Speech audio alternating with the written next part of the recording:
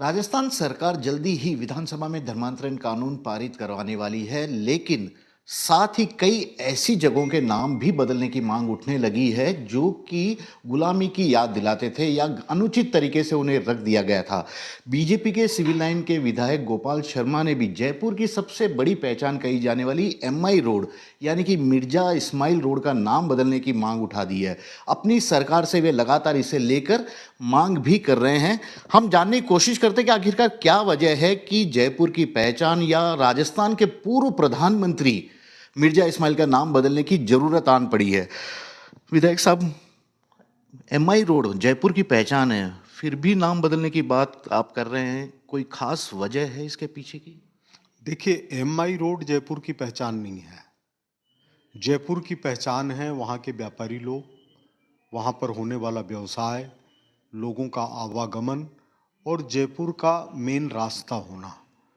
नाम उसकी पहचान होता तो एमआई क्यों बोलते? नाम पहचान नहीं है, लेकिन चूंकि एमआई के साथ में मिर्जा इस्माइल शब्द जुड़ा हुआ है, उसी के ऊपर आपत्ति है। और यह आपत्ति आज से नहीं है।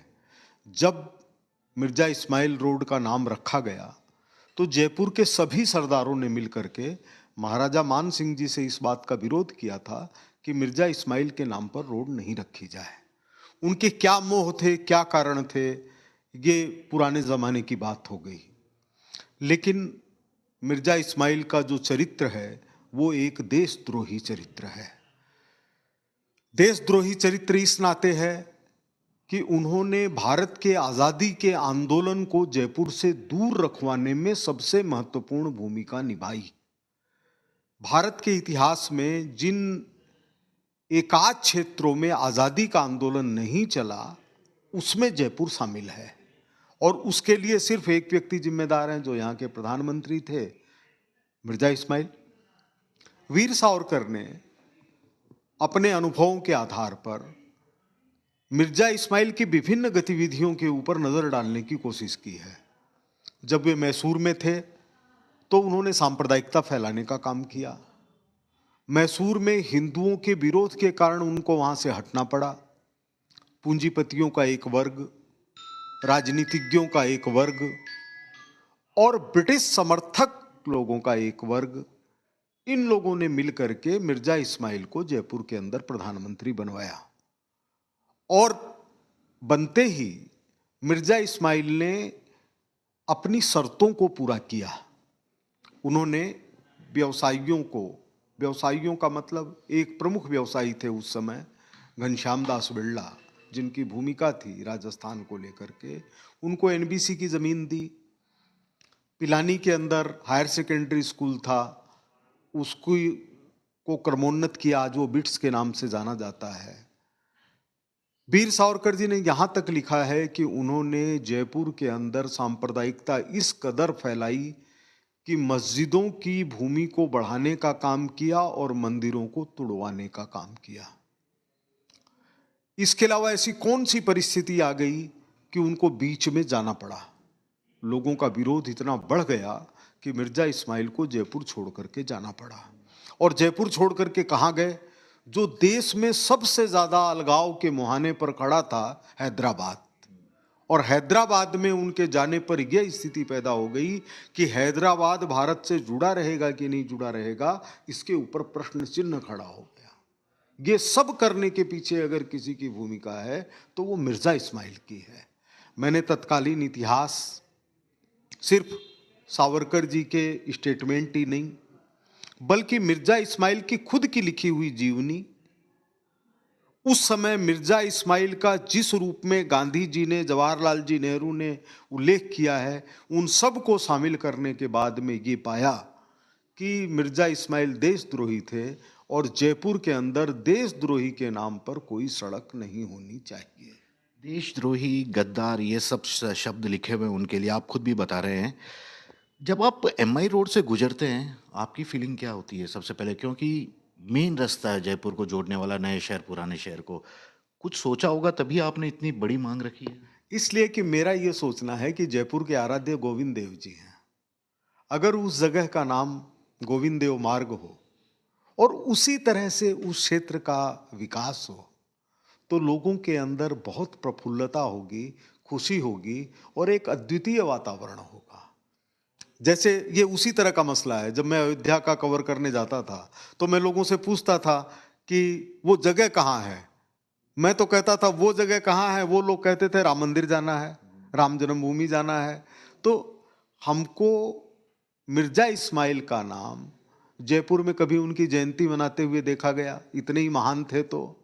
कभी उनकी याद में कोई कार्यक्रम देखा गया, कभी हमारे मुस्लिम भाइयों ने मिर्जा इस्माइल की बात की, तो इतना कौन से महान आदमी हो गए जिनके नाम पर जयपुर की मुख्य सड़क और उनको कोई याद तक नहीं करे।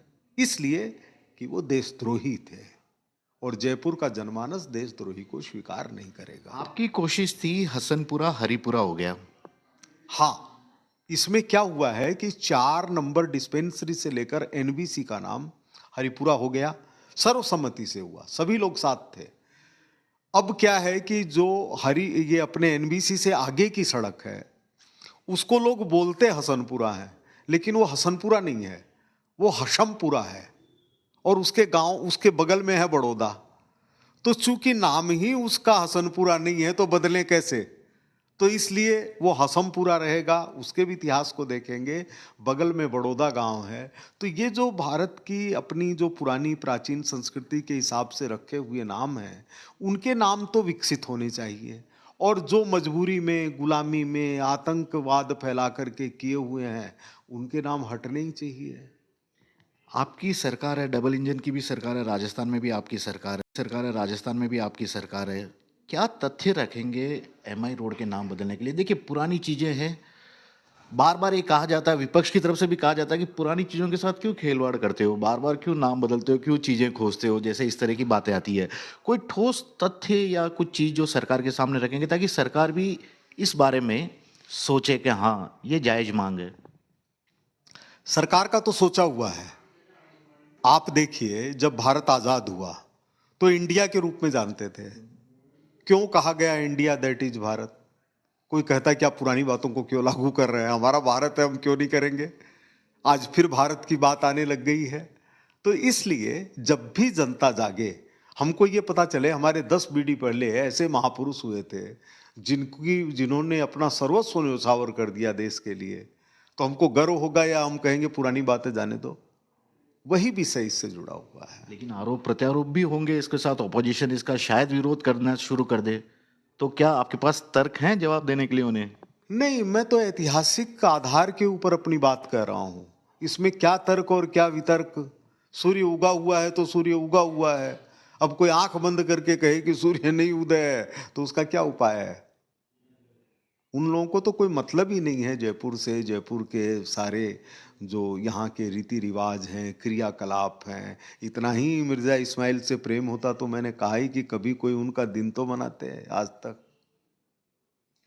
सिविल लाइन के बीजेपी विधायक गोपाल शर्मा साफ तौर पे कह रहे हैं क्यों मिर्जा इस्माइल रोड का नाम बदलना चाहिए, क्योंकि वीर सावरकर ने भी साफ तौर पर अपने अनुभवों के आधार पर लिखा है कि उन्होंने देश को अलग थलग रखने में या राज्यों को संघीय ढांचे में शामिल होने से रोकने की कोशिश की थी। और ऐसे शख्स का नाम, यदि उस नाम पे जयपुर की सड़क का नाम होता है तो शायद यह दुर्भाग्य होगा। फिलहाल तो यही देखना होगा कि कितनी जल्दी बीजेपी के विधायक गोपाल शर्मा की यह कोशिश रंग लाती है। कैमरामैन विक्रम सिंह भाटी के साथ श्रीवत्सन, जयपुर न्यूज़ 24।